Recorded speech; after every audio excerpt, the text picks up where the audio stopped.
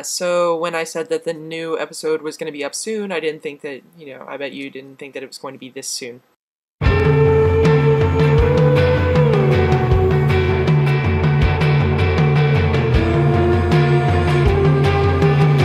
So the first thing that I wanted to do was come up with a color story. I watched this, I Googled, since I'm a giant nerd, I Googled how to put together a fashion collection, and I watched this video series on putting together a fashion collection. It kind of stopped short of where I'm going to go. I'm going to actually do it, after I tell you the process, but they said process part one, the first thing I needed to do was come up with a color story. And so I ripped up all my magazines that weren't Texas Monthly or sewing related. So Bye Bye Vogue, Bye Bye Lucky, Sayonara Marie Claire, and, ripped out pictures that I liked and that moved me or that I thought were compelling. And I broke them down into colors.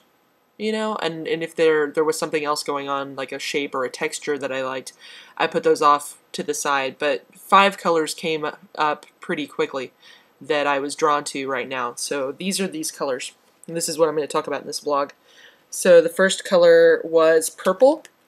This sort of royal purple, not so much this one with Taylor Swift, but this sort of bright but dark at the same time purple. I really like it. And then blue, this sort of neutral cobalt blue. Again, not too shocking. I don't want to put a really shocking dark purple next to a really, bright pop of blue. There's a luminous quality that I feel like it lacks that's made up for in the purple, but it's definitely brought in as a neutral. Like, this is really the perfect example. And yellow, just yellow as an accent. I really love yellow, and I think it's hard to do yellow well, but I think that I can bring in yellow without it being overpowering. And this would be a fall collection. I'm going to try and finish it this spring for fall. And, I like brights in the winter. I like brights in the fall to keep everything from turning into a cold, dusky, black peacoat nightmare. So I wanted to bring in some yellow. My other neutral besides blue is gray. I really like gray, and I spell it the weird British way with an E, and I found a lot of really compelling menswear in gray, and so I kind of wanted to bring in an element of that. And then, of course, my favorite color ever, ever, ever is red, so I really loved this red dress, and I really loved red, so my colors are purple, yellow, blue, gray, and red. So I found those. I found lots of ideas of shape. I like lots of volume around the hips. I know that's going to probably be unsettling for some people, but I think hips are what make us women, and so I'm totally fine with showing off some hips. Let's see, these whole romantic elements, these ruffles and these flowy fabrics, I really love. And so I wanted to bring those in. I have more kinds of shapes. And then these are juxtapositions of my colors that already are, that have already occurred. This purple and red, and then red and blue, and red and yellow, and red and gray, and then red and blue, purple and gray, and blue and yellow.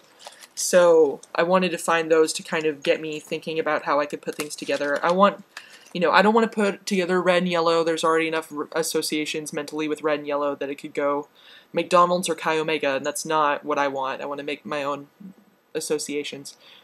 So it's going to be, everything's going to tie into the neutrals, but I'm going to bring in all the colors.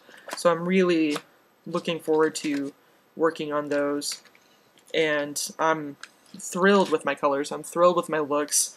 Here's more examples of looks that I like. These ruffles, the structure, I love this whole page with the sweaters and the dresses and the belts, and, it's just really effortless.